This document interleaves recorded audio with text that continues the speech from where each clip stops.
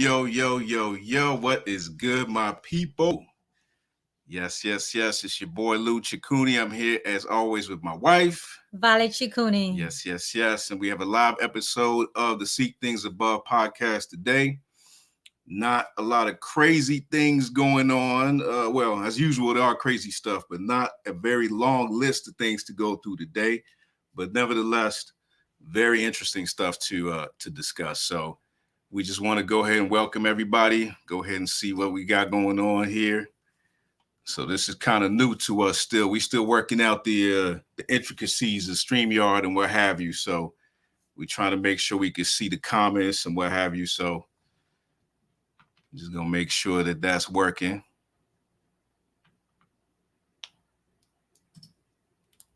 All right. Good. Baby, how was your week? So far, so good. The week was good? Mm-hmm. All right. Excellent. All right. Okay. We got Jason in the building. What's up, Jason? Yes, sir. Yeah, you see the inspiration, right? We're learning from the sensei. How to do this right. The Black Pope. The Black Pope. Shout out to the Black Pope. Excellent. Yeah, so nevertheless, man, we trying to get this thing rolling. We don't want to keep y'all all night. We do want to definitely respect your time. And speaking of which, at 8 o'clock, do check out our brother Jason on Dear Woke Christians doing a collaboration. I'll try to get the link and we'll throw that in there too. Yes, sir. Sure MV7. You know how we do. Sure MV7. All right. So I guess we're going through three things today, baby. Yeah. 3 things as far as the news items, and then we're going to talk about how we finally watched Enemies of the Church, Enemies Within the Church, and how awesome that was. Yeah, that's good. Yeah, that's a good one. Yeah. All right, cool. Enemies Within the Church was dope. It was. I think it was pretty fire. So, all right. So I'm going to get started. The first news item that we have today is actually talking about the People's Convoy. Okay, so the People's Convoy coming to a town near you. Exactly. The People's Convoy is coming to a town near you. Now you can get all the information from their website. So that's thepeoplesconvoy.org. So there's a whole route that they're taking. Let me see what I got here. What information I got here. So it starts in California. It's actually started already. Starts in California, headed through Arizona, going to hit Ohio, going to hit Indiana, and eventually landing in the nation's capital. I know. So for those of you who don't know, we are in the nation's capital. Okay, that's where we're at. So we're basically just trying to make sure that we're able to go and see it. But I don't know, man, because it seems like it's as far as I know, the traffic's going to be crazy. Yeah. I don't even know. I mean, it's going to be crazy, honestly, because you have people coming from some places else just to go and check it out, So I don't know how that's going to be, but it's not far. We'll hop on the metro and go check it out. Yeah. I mean, what are your thoughts on that, though, in general, man? Well, I'm thinking I don't mind them coming down. I think it would be nice. But in DC, they've just lifted up sort of like the mandates. Okay. Of course, other areas they still have the mandates. But I guess for them, it's like the principle behind it, like whereby you have the fact that, you have the governors, you have the mayors just hiding pretty much behind this COVID thing just to impose take away people's rights. Like, if people want a mask, I think they should wear a mask. If people don't want to do, I think it shouldn't be an issue. Right. But we know how these things are turning into right now. So it's going to be interesting. It's going to be very interesting. Plus, if you're coming to the capital, it's not just, the message is not just about like the mandates. There's so many things that are going on that you wouldn't be in an agreement with what's going on with the government right now. So it would be a very good opportunity for people to make their statement. Yeah, and what's interesting about what you just said is like how mandates are being lifted. DC seemed like it was actually following suit from like, New York, and it was trying to get cues from that and get a little like buckled down a little bit. But it's interesting to see how they've started to bring things back, reel the rope back I'm very in a little bit, suspicious right? about that. I'm telling you. Yeah, it seems like there's The a different primaries are motive. coming soon. Yeah, it seems like there's a different motive behind it, man. So, but yeah, I mean, will the convoy look like it's too little, too late? I don't think so. I think it's still going to make a statement, and Oh yeah, it almost seems as though they saw what happened in Canada, and then decided to say, look, we don't want this to go on for days and days and days and days and days, right? So let's just start to soften things up. So by the time they get here, oh yeah, you then know what I mean, it should things be look like there's different. no point for them sort of like to protest. But I mean, like even the stuff that's happening in Canada right now, I don't think it would have happened if the convoy didn't happen. Right. Because you had, I mean, like Trudeau pretty much declared war on his own people. Right. Now, like because of this pressure, he decided like now he's changed his mind. So he's not gonna go on with the emergency act. Right. But the reason why it was because the votes were not there in Parliament for him anymore. So he decided, oh, okay, fine, I'm not going to continue with the Emergency Act. But all this added pressure, definitely because of the Freedom Convoy. So, yeah, it will definitely make a difference. Absolutely. Absolutely. I think it's still a good statement. You know what I mean? As long as it's peaceful. And I think as far as the People's Convoy is concerned, they're not actually entering into DC proper. They're just going to be outside. Yeah. I mean, because logistically, I don't think it's visible. Feasible. Yeah. It's just not because of the streets are just so, all those one ways in DC. Imagine like a convoy of trucks in there. 18-wheelers. I don't think so. Right. And then also the security issue as well. So you can't have those trucks because they don't know what's in the truck. So you can't have them in DC. So that, exactly. You know what I mean? So I think it's good that they agreed to be like, okay, look, because it looks like they were discussing with local government, DC government about it. And they kind of said, okay, look, all right, we're going to, adhere to what you guys want us to do. Yeah. Plus so many areas in DC are restricted areas for security purposes. So, right. That's true. All right. Yeah. So next up, what we got? We got that. You got some more news for us? Well, we have the RZIM, man. It seems we have RZIM, we have the MBC. So I don't know which one you want to start with. The Bible Church, or you want to start with the RZIM? Go ahead. You pick. Okay, so all right, fine. Let's just do the MBC first, and then we'll do the RZIM. Okay, sound like so a plan. MBC Mclean Bible Church. We have David Platt. David Platt was in court again. This is the second time. Right. His lawyers and them were pleading with the judge to pretty much throw away the case. The judge has refused. Right. They said no, the case is going to go forward. So July, that's when the trial is going to happen. And so the issue is they were a breach of Mclean's Bible Church Constitution. The members in good standing were denied their right to vote. They have, they call it a free and fair secret ballot. And they did the secret ballot. That was like in June. And they didn't like the results of the secret ballot. Right. Then they decided to pretty much do an open ballot during the service. I think it was actually June 18th. So some of the members were pretty much expelled, and now they sue. So this thing is actually working for these guys, because like in Virginia, you can actually sue your church if they're in violation of their constitution. It's not the case everywhere else. Okay. So, when I did the video to say like, I think it's better for you to go to your pastor and have this discussion. Right. One of the members there say like they did that. So they practiced the Matthew 18. They load the emails privately. But what was happening is like every time people did these things, were just being sidelined, or just, just find something about you, and then they would just sort of like get rid of you. And this is actually what was going on. So I guess these people went like, you know what? It's not working inside the church. We're just going to go to the public courts.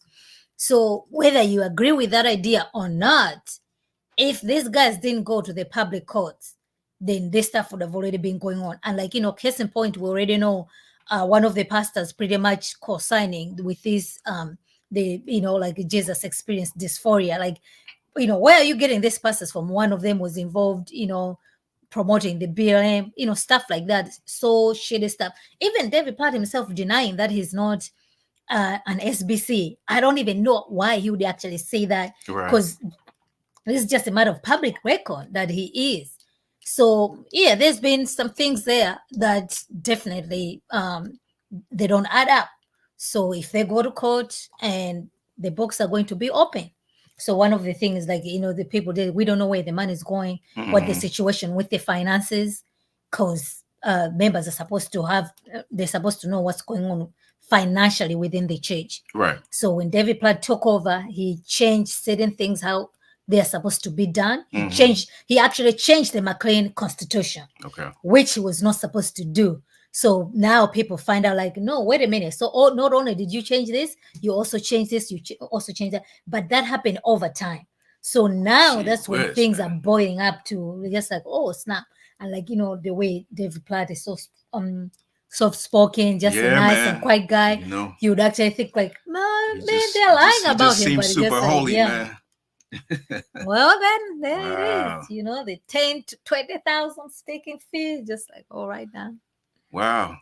Yeah. So I mean, it's the thing that is surprising is like that there was nobody who caught that stuff.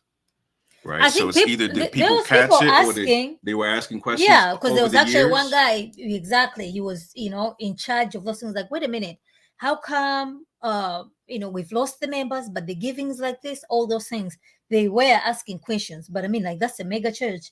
One person asking a question, just like, you just get lost. So now this is when everything else is coming out in the open.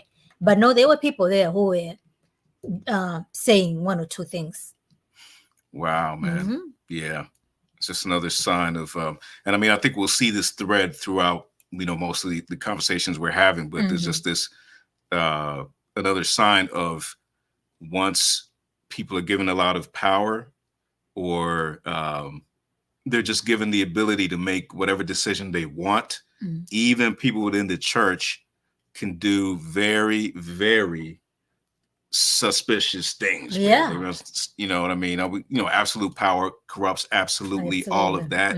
And even in the church, it's the case, man. And that's why there's the structure of, have a plurality of elders. And, if people just follow the biblical pattern, rather than having a lead pastor who's like a CEO, you know what I'm saying? Then I think a lot of these things wouldn't happen. But it's just that if somebody either founds a church or if they're the main guy, you know what I'm saying? They're the face of, quote unquote, like the face of the franchise type thing. Then these guys are just given the keys to do whatever they want to do. Yeah. I mean, he has a team. He has elders. He has the deacons and everything. But those are the handpicked by David Platt himself. So you know how that goes. Right. Like you have people, but are you truly accountable to those people? Because, it's not just a matter of having people, right? It's the accountability part. Is it going on? Is it happening? So, yeah, that's the situation with Mclean Bible Church and David Platt. Right. And we also have a comment from Dear Woke Christian here that says, I think DP thought he could get away with it based upon his personality. Yes.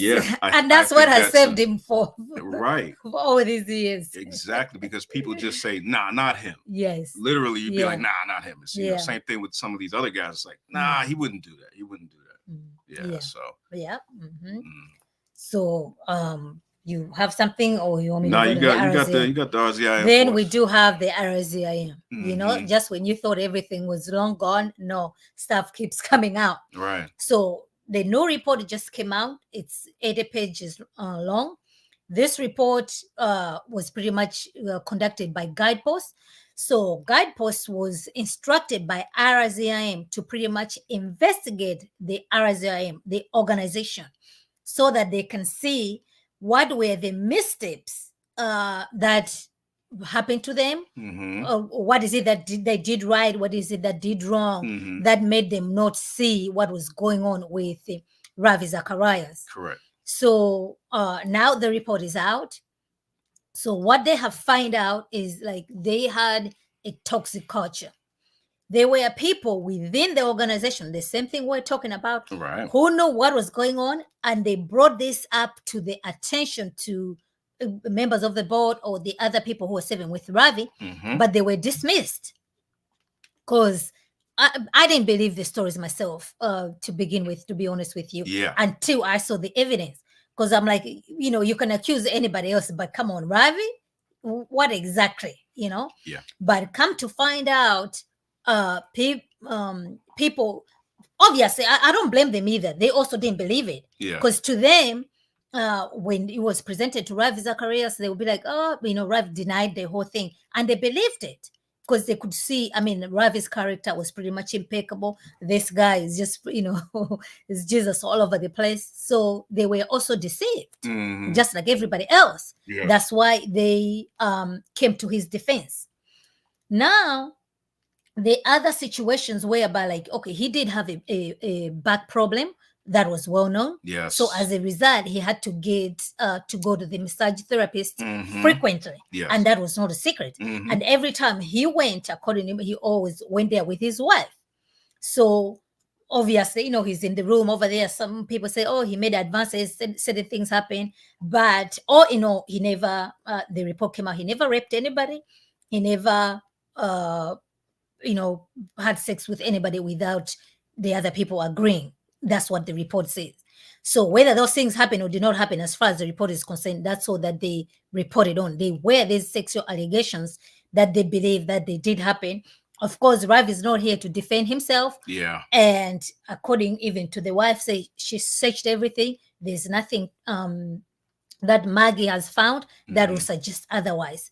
But either way, this is the report that has come out. There's so much evidence that has come out that now, especially, there's also money that exchanged. So there's receipts to prove that these things happen. So as far as this report is concerned, the RZIM says that they do agree with some of the things and they don't agree with some of the things. So you just have to make your own informed opinion when everything else is said and done. The other person who pretty much was so much in fight of it, her name is Lori Thompson. She was, they were pretty much in a relationship with Ravi. This is her side of the story. Ravi is not here to defend himself. According to her, Ravi is the one who groomed her. They were, texting, sex stuff going on and everything. So after some time, she decided to, she told Ravi that, you know what, I'm going to tell my husband about the situation. So Ravi didn't want her to tell the husband about it. And Ravi threatened her like, oh, if you do that, I'm going to commit suicide. I'm going to kill myself. So, Lori ended up telling her husband. And they decided sort of like they're going to bring it up to the open, right? So then Ravi didn't want the stuff to come out. So they decided to settle the case. So everything, between the legal fees, all those things costed $1 million. She signed an NDA. So there's nothing that she can say because, she signs a non-disclosure. And then now the issue comes to about RZIM organization denied for paying those legal fees. But the report has found out that, yes, RZIM is the one who paid the legal fees. So you already have a conflict of interest here. Ravi was the top guy for the RZIM organization. This woman is suing Ravi as the person, not the organization. Right. But the organization paid for these legal expenses. So by default, then the organization got his hands dirty. You see what I'm saying? So yeah, so it's so much. I mean, you could not separate the organization from Ravi. Right. After all, it was his organization. So, it was just like, hey, I'm just going to take money from the cookie jar. This is my cookies, so everything just, everything just got jumbled upon. To your point there, if I may, I'm going to bring this in here. I think people could see this. So as this states that says RZIM approved an external review last year to examine the ministry culture and practices that enabled apologist Ravi Zacharias to sexually abuse multiple women and almost completely cover it up. Investigators found that the board used deceptive financial maneuvers to fund the RZIM founder's federal lawsuit against the woman he sexually abused. Now, this is the part that's real grimy to me, and it's what you're talking about here. But it says, bills were sent to a board member. Records were kept in a confidential financial file. Settlement money was given to Zacharias as a personal loan, right? And the personal loan was paid off with a bonus. Oh. When the lawsuit came to light in 2017, the ministry officially misstated the fact that no ministry funds were used. So this is what they basically said. They basically gave him, so they gave him the loan, the $1 million. According to this, unless we're misunderstanding this, or unless I am misunderstanding this, they gave him the loan of the $1 million for all the legal fees. And then he didn't give the money back. What they did was they just gave him $1 million bonus. Oh, I see. What I'm saying? I got it. And so it I guess that's for, okay, I see. So it just wrote it off for the books. Exactly. You see what I mean? So that's what they're saying, financial maneuvers. So that is really shady stuff. If that's how it went down, that is super shady. Yeah, I think, it's definitely shady, but that's the only way for them to have accounted the money. How else are you going to account for the money? Yeah, they had to do something. So they had to do something. So that's how they accounted for money. But also, this is exactly what happens. I mean, it's the same principle. Is this your business? Is it a personal business? So the bottom line remains accountability. Correct. Just because somebody sounds holier and all these things, we forget about it. We're not going to give them we're not going to give them that accountability. Like the same thing we're talking about David, but like, it just sounds so good and so humble and everything. But now when you open the hood, you be like, wait a minute, this guy wrote radical and he's doing that, is blah blah blah. So the same situation with Ravi. I mean, I didn't even know what apologetics meant until I watched Ravi Zacharias' video. No, he was huge, instructional in that, man. And I also think, like, we shouldn't forget, like, sometimes it is true, when people are public figures, there will be women who just gonna throw themselves at them. There will be false accusations is going to happen. Now, those people who are just making those false accusations, they make it things worse for people who have actually sort of like suffered being sexually abused. Correct. And especially right now, we do have the Me Too movement. Okay. Yes. So just because a woman says XYZ, like, whether it's true or not, that doesn't mean the thing, whatever they're saying is true. So, Lori Ann was a married woman. So she was a willing participant in this relationship. She shouldn't have been in this relationship to start with. And Ravi shouldn't have been in this relationship to start with. So both of them were sinfully wrong to be involved romantically in this relationship. So she is an adult woman. So she can say that, yes, Ravi groomed her, but Ravi is not here to defend himself to say, oh, no, I did not groom you. You were also a willing participant. So this is her side of the story. We don't know what Ravi's side of the story is. But the fact of the matter is they were both married. They were both involved in this sexual encounter, whatever relationship that they had, that they shouldn't have. And Ravi had to cover it up, use the organization's money. That was also wrong. That was also sinful. So just because somebody screams XYZ, we just can't be like, oh, okay, we have to look at both sides. So to me, especially, the organization is still alive and well today. Yeah. They have admitted covering up the financial records. So that's, that's information right there that you cannot dismiss. Yeah. Yeah. Plus, there were other people who were sexually, victims and everything. Right. People just say, I'm just going to say this. I don't want any anonymity. Everything else is just like, I guess the Rory Ann is the one who is at the most famous, and she signed the NDA, and back a lot of money went to him. Because other women say they refused. They didn't want to bring any case. They'll be like, no, I don't want to bring any case. They just left it alone. But either way, something happened. Absolutely. Yeah. So, I mean, I was just going to, everything you said is right. I was just going to say that the other women, right? Like in this case, we know what happened, right? It looks like there was some it's consensual, whatever was happening, although it was sinful, it was consensual. So we see that, but in the other cases, we don't know. Yeah, correct. And so there's a long list of, things that came out about him. So we definitely don't want to paint him as a saint and like, super like his hands were clean or whatever about this. So the whole thing was very disappointing, very, very shady. There's some good comments over here, actually, in the live stream. we'll go ahead and hit up. We got Jasmine Baker in the building here. She has What's up, Jazz? So let's go ahead with this question here.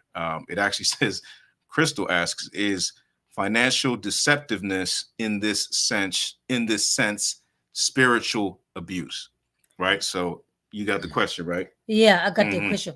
Well, no, I don't think it is spiritual abuse, because that's money on the other hand, right? So like, how are you abusing the money? I don't think so. I wouldn't categorize this as a spiritual abuse, but I would put this in a category whereby somebody is not accountable. They're just doing as they please.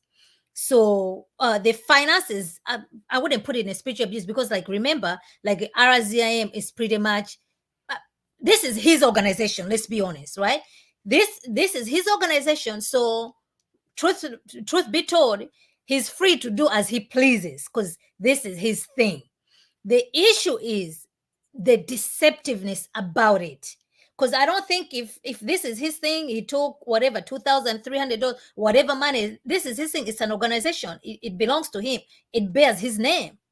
So, oh yeah, man, you can be like, oh, the issue is like, okay, you guys took the money, but you pretended like you didn't take the money, so you lied about it.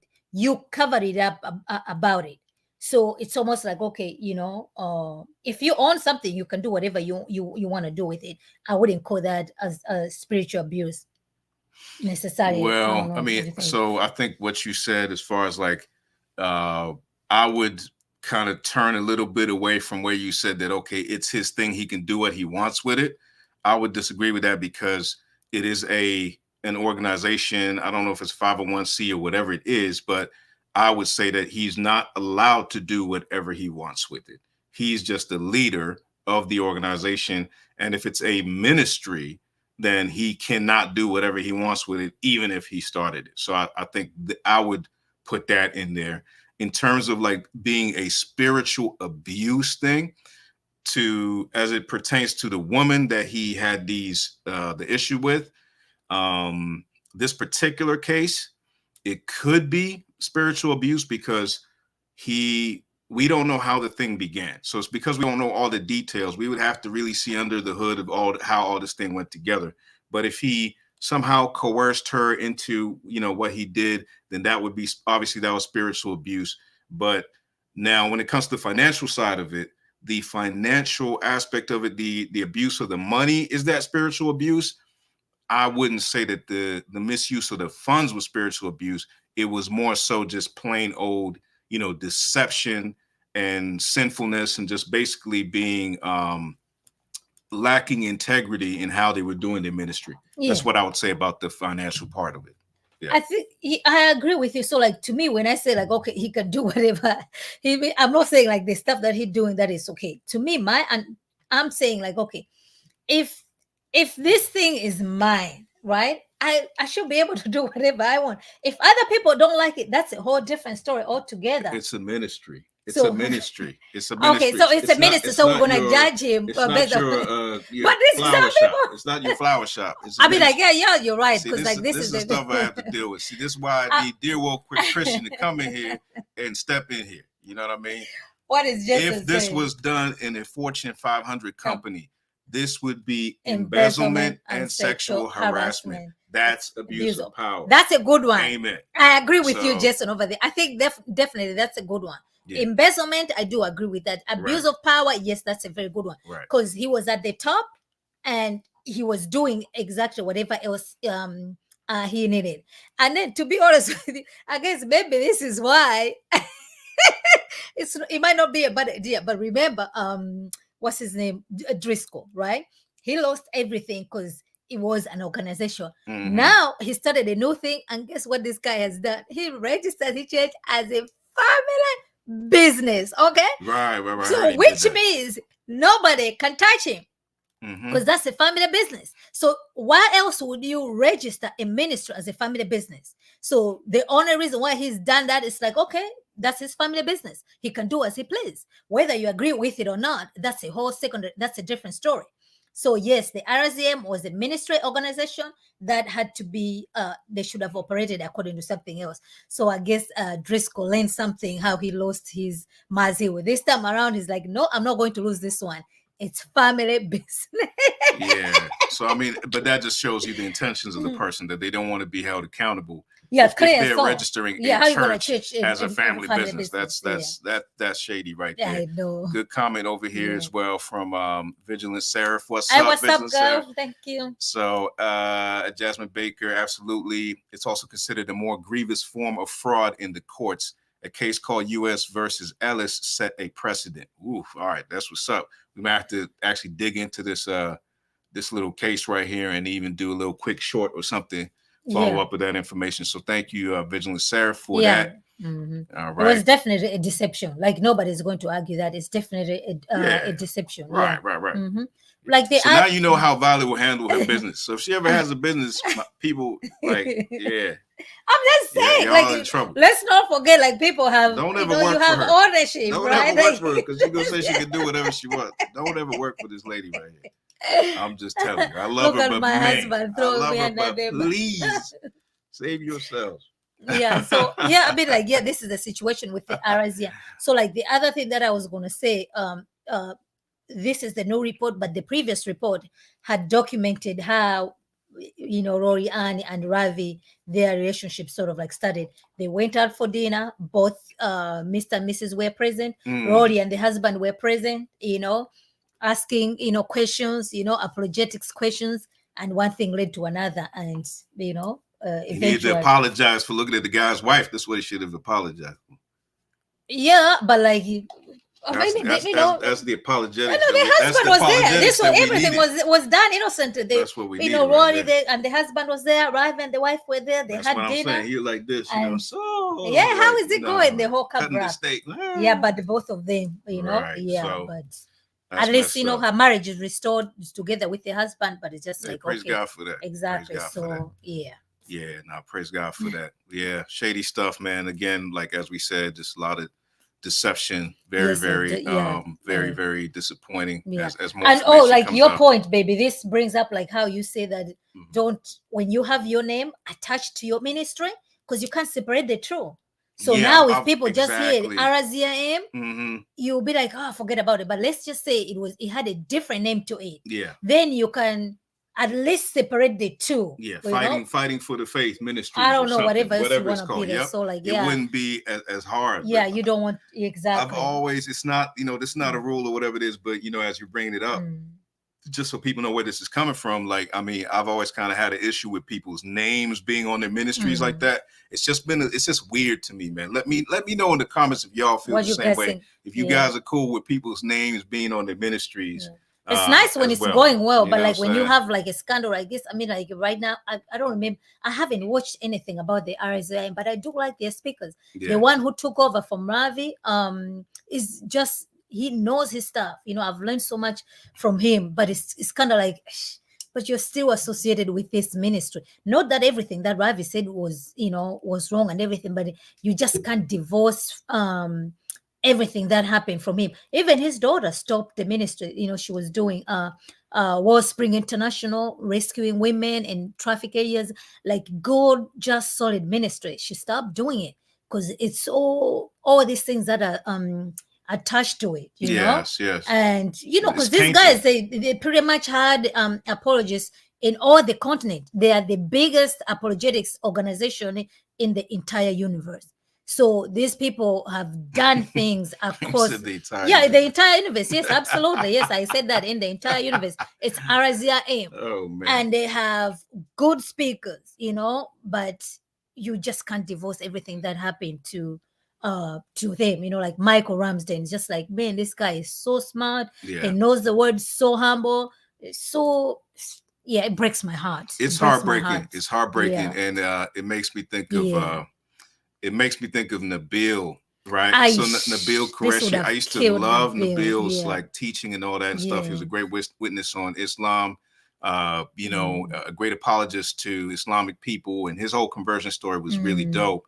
And the fact that I kind of feel like it's a mercy of the Lord in the sense where he Yes. passed away and didn't Before have all to this, see yeah. all this stuff. Ish, that would have destroyed. But the- yeah, you know, it's Yeah. it's sad. Yeah. It's sad. I thought about the same There's thing too. a comment here. Actually, what's up? What's up? Oh, we got Christ centric. What up, Will? What's What up? up, What up? Will? Thanks for watching. Thanks for watching. We see you. We see you. Vigilant Seraph said, "Why are people okay with this, but are so offended that MR, says Marcus Rogers, a complete heretic, is being investigated as well? So why are people offended that Marcus is being investigated, but people are okay with the Ravi thing? I mean, I think people should not be okay with Ravi's situation at all. Nobody should, you know, sweep it under the rug. Nobody should think that it's okay in any way, shape, or form. I think probably I'd say some of the sensational, like the media hype about this, it's not always on because Ravi's not here. That's the thing. Yeah. If he was alive, I think there would be a lot more eyes on this. It would be just an ongoing story. It would be an ongoing story. And you can imagine, you know how cancel culture is now. If he was alive, the way they would have just ripped him apart. Yeah. You know what I mean? One thing at a time, everything would have just been like, you know, take away his ministry, take away this, destroy his family. You know what I'm saying? Remove his name. They've already removed his books from like Audible and, you know, people are also Kindle coming and for his, even Spotify. I think, if I'm not mistaken, there's some stuff that's not there anymore. I was just trying to find, I was just browsing through and I found something was on my wish list from a long time ago in Audible. And I was like looking at my wish list and I was like, oh, this is a Ravi book. And I clicked on it and then they said that this is no longer available. So they've already removed it. But point being that all this would be magnified. The backlash would be magnified, I believe, if, you know, if he was still alive. So I think that that's why maybe it looks like there's not a lot of attention on it. But behind the scenes, as we can see, these investigations are going on. And we also, you know, we're people of justice, man. We want people to these women to, you know, get their whatever is due them and to heal from what happened to them, especially if it was not, if it was done in a way that was not consensual or anything like that. And even just their names being in this, man. I mean, we're not for any of that, man. So we don't condone none of that. We don't condone none of that for even a second. You know? So I was just gonna say, so if Marcus Rogers is being investigated, has the investigation concluded? Because Ravi was investigated and the conclusion, this is what we're talking about. These are the results of the investigation that happened. So the investigation can happen until it's concluded. Then that's when, as Christians, we can look at that and then make a wise, informed opinion. Even in this, we do recognize, okay, Ravi is not here to defend himself in certain areas, but the things that are here, he doesn't even have to defend himself because it's already here, very open. So not only that, just like, okay, you know, Marcus Rogers is oneness. He does not adhere to biblical doctrine as Ravi did. So if somebody is not a Christian and somebody is a Christian, us as a Christian, just like, oh, sinners are going to do exactly what sinners are supposed to do. Not that it's okay, but they're just operating according to their sinfulness. Then Ravi, with everything at the top of organization, everything that he professed to be is definitely in contradiction of the type of person that he prophesies himself to be. Now, whatever happened to him at the end of his life, that's between him and his maker. Right. Marcus Rogers is still alive and well today. We know he does deny the triune nature of God. He is under the investigation. Once the investigation is concluded, then I think that would be a very good time for everybody else to make a judgment. For now, we know he says that, you know, he denies the exclusivity of Christ. This, you know, he has made false prophecies. This is just a matter. These are stuff that are true. But if it's just a matter of like, okay, just say, oh, apparently it was said that he stole XYZ. Okay, where's the evidence? It might be true, yes, he stole the money, but like, for now, that's just hearsay until it's proven otherwise. So those are the things that we shouldn't forget as Christians. Like, our biblical principles don't stop to operate simply because it's, you know, like somebody we we might not like or so. I don't know. Yeah. No, that's spot on. And I think the last point on that would just be that if we also look at the scale of like popularity, right? Like Yeah, so others. Marcus Rogers is, as far as in comparison, Yeah. right, to notoriety, popularity, to everything. I mean, There's a small fish in a pond. Robbie knew That's- presidents, he yeah, knew world exactly. leaders and all this kind of stuff. Internationally known. So I think that also can't be lost when we look at some of these other cases, just to recognize the size of Robbie's ministry and his impact and spectrum of his spectrum of influence that he had. So Yeah. but Shout out to Recognize. great questions. Yeah. Yeah, Thanks, recognize. man. What's up? Thank you for the compliments on the setup. We actually have something that we were gonna share with y'all as far as the setup goes. The one new little thing we're trying to do here, trying to get some multiple little angles in here. So now that you mentioned it, we're just gonna add this to the stream. So we also have this is like a little behind the scenes thing, so y'all can see kind of like some stuff that we looking at over here. So let us know if you like that little second screen that we got going on right here. So all right. For the people only listening on audio, we switched the screens so that y'all know what happened. Okay. So anyway, we're gonna go ahead and get to this story about just our thoughts on enemies within the church. Okay, so we finally got to watch Enemies Within the Church.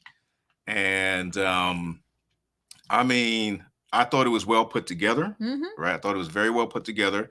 Now, here's the thing. I mean, I think the difficulty with this is we don't want to give spoilers, right? We don't want to give major spoilers of what happened. So it's hard to watch it. Yeah, it's hard to give a really balanced and thorough review of something if we can't give you, break it down like an organic compound for you and show you what, our thoughts on it.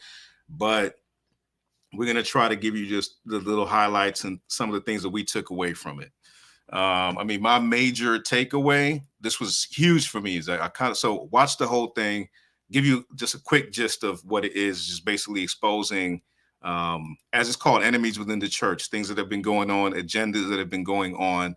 And what was striking to me as you watch it, right, is the fact that it just seems to explain to me, right, or reinforce to me thoughts I already had. And that thought is that where we are today, as far as like drama in the church, the state of the church with even like deconstruction going on and feminism and the infiltration of like, Marxist ideology, all of these things started a long time ago. Yeah. That's the thing that you're going to see when you watch this joint. It'll be like, yo, so this was a plan.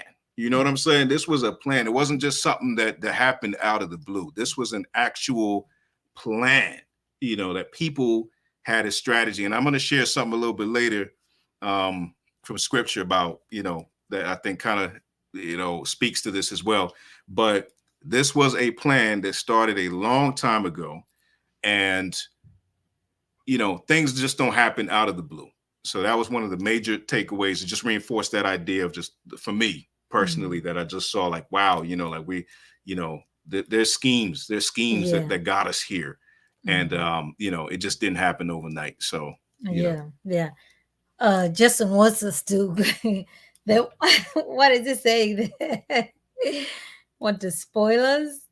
Oh, he just said, give us your overall thoughts. Yeah. No, for real. Yeah, those are my overall thoughts. I'm gonna say a little bit more about it, but I'll let you jump in. By. So, I enjoyed it. This was pretty much like the second one. There is the first one. Right. It's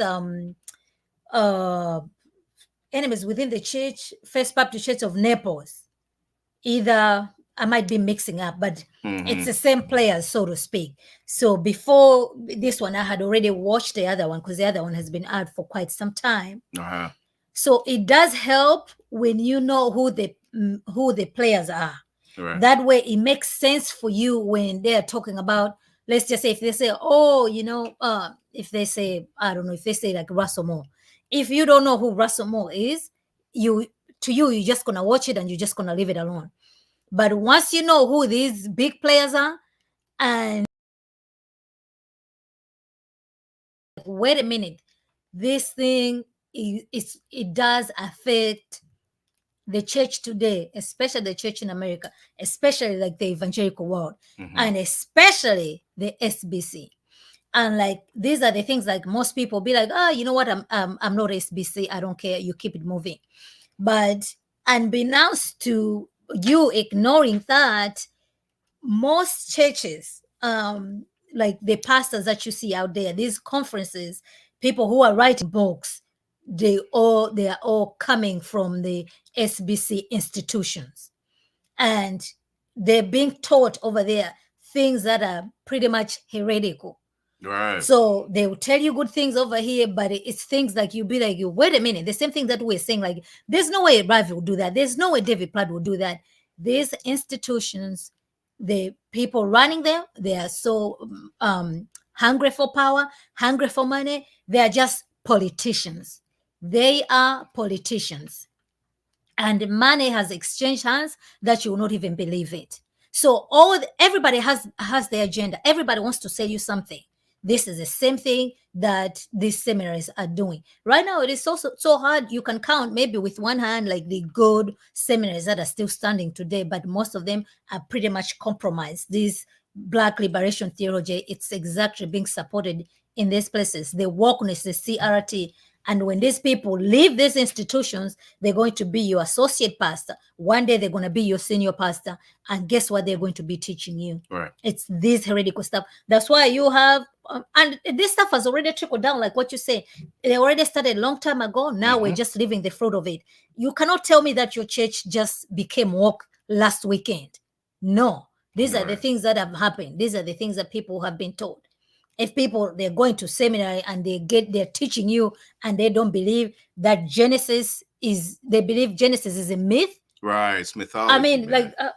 Or it's optional. Yep. Exactly. Yeah. I mean, like, yeah, we have what's his name? This big guy apologist also. William Lane Craig. Same thing. Yeah, he said some dodgy stuff, man. But I mean, it's not a secret. He doesn't believe in the original sin. He believes, there's stories in Genesis. Some of them, it's mythology. And they're training a lot of people who are going to teach other people. So it's producing the fruit, it's producing the results. So I did like what the enemies within the church, because it's just like, man, but this is crazy stuff that's going on inside our church today. And there's stuff these guys couldn't even report everything, but the stuff that they put out is things like, will be like, okay, we saw this is first-hand information, right? Like, from the source, people who witness these things happening, and they have pretty much their receipts. Correct. Yeah. So even just another comment from dear woke Christian here. Tim Keller is a perfect case study. Yep, he was in there. He was definitely mentioned. I know. I mean, again, no major spoilers, but you just go watch, follow his. So his Tim Twitter Keller page. was in there. Al Mohler stuff was just like, I know, really, Al Mohler, good old Al Mohler. It's dudes who have. Here's the thing: it's like dudes who have power to influence large bodies, large organizations, are buying into crazy ideologies, man, and they're just allowing themselves to be either used as pawns, or they are actually proliferating this stuff themselves. You know what I'm saying? Where it's just like, goodness gracious, like what is going on? And one of the questions I had in watching all this is like what is their end game? Like what do you stand to really gain by doing all these things? Is it just that they've really bought into it and they're blinded, or have they do they know it's wrong and they're just going along with it because they don't want to lose the seat of power? So these are some of the questions that I had watching this, where it's just like, wow, this is so crazy. Like the stuff was just so crazy. I know. The funny thing about it, in 2014, I think it was either 2014 or it must be 2014 or 2015. There was actually all these guys in here. They were at the conference. I think it was actually a TGC conference, and they were on the panel they were pretty much saying that these things, talking about the seriality, the wokeness that is going to infiltrate the church, these are the ones warning about it. So now to see that you guys are the ones who you warned about it in 2014, now you're the ones who are actually implementing these things in your local churches, then what has changed? Right. What has changed? So I don't know. Like, to me, it's just like, okay, if this is what you were preaching in 2014, the scripture hasn't changed. So, which means you are the one who has changed. So you have bought into the lies of whatever the culture is bringing to the table. That's Correct. exactly what it is. These are people you would recommend and just good, solid men. But right now, they're pretty much preaching a different gospel. It is a different gospel, and again, disheartening. But the Lord has not left us without, the ability to recognize what's going on. So I'm actually go ahead and share this right here. Let me put it in a nice way so what we can all kind of see it. But let's go ahead and look at Jude real quick, man, because I think this is worth taking a look at, man. So you have, beloved, although I was eager to write to you about our common salvation, I found it necessary to write appealing to you to contend for the faith that was once for all delivered to the saints, right? So once for all delivered to the saints, first of all, right? So there's not, the remix version coming later on, 2,000 years later, that we're going to have the remix version of the Christian faith. It's not going to happen. Now, check this out. For certain people have crept in unnoticed, who long ago were designated for this condemnation. Ungodly people who pervert the grace of our God into sensuality and deny our only Master and Lord Jesus Christ, right? So this was the first text that came to me when I was reading this, just like, yo, this is what is happening. You know what I mean? This is what is happening. These are things that, Jude was warning people against, false teaching. And this is really interesting. I want to share this as well. Let me just flip the tab in this Logos real quick. So check this out. This is a commentary, one of my favorite commentaries in here. So it says, here is the peril which caused Jude to rush off this sudden short letter. He heard of certain men who had secretly slipped in or wormed their way in. The rare word parasudo is similar to parasigo, smuggle in secretly. So same word, Galatians 2:42, Peter 2:1. It is a sinister and secretive word. Diogenes, I hope I'm pronouncing that right, Laertius used it of a secret return to a country. Plutarch of the insidious decline. So Plutarch used it of the insidious decline of good laws and the stealthy substitution of inferior ones. That's it. So just thinking about the gravity of the word itself, right? This term, they crept in. Like it's not like it's back to the idea that there was a scheme, there was a plan, that it was a sinister plan, that was a sinister plot that was in people's minds to come into the church and infiltrate the church and cause, division, cause damage from within. You know what I mean? Destroy it. I mean, don't love using, comic book references all the time, but it's kind of like, Civil War, right? Marvel, the Civil War joint, the Avengers joint, right?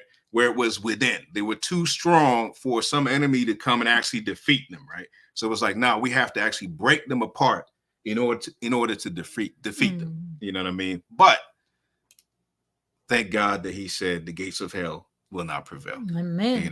The gates of hell will not prevail. And also just, I think as a sort of closing to that is just Jude's verse 17, but you must remember, beloved, the predictions of the apostles of our Lord Jesus Christ. They said to you, in the last time there will be scoffers, following their own ungodly passions. It is these who cause divisions, worldly people, devoid of the Spirit. But you, beloved, building yourselves up in your most holy faith and praying in the Holy Spirit, keep yourselves in the love of God, waiting for the mercy of our Lord Jesus Christ that leads to eternal life. And have mercy on those who doubt. Save others by snatching them out of the fire. To others, show mercy with fear, hating even the garment stained by the flesh. So there's a discernment to be had with all this. There's a first of all, a recommitment in our own selves to say, you know what, I'm going to stand against these things.